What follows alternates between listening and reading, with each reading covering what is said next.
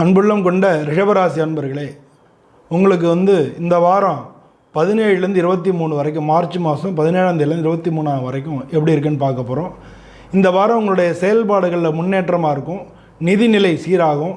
ஆனால் கொஞ்சம் புதிய சவால்லாம் நீங்கள் எதிர்கொள்ள வேண்டியதாக இருக்கும்.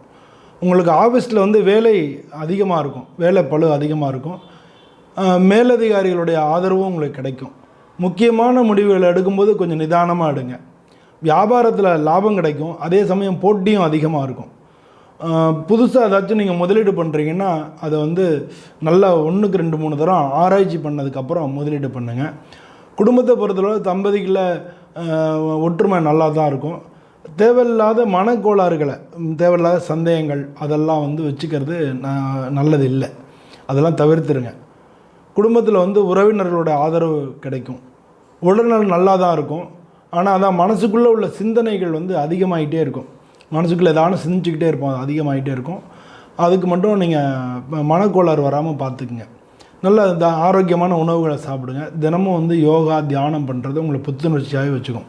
வெள்ளிக்கிழமை மகாலட்சுமி வழிபட்டிங்கன்னா நல்ல பலன் கிடைக்கும். கோயிலில் விளக்கேற்றுங்க.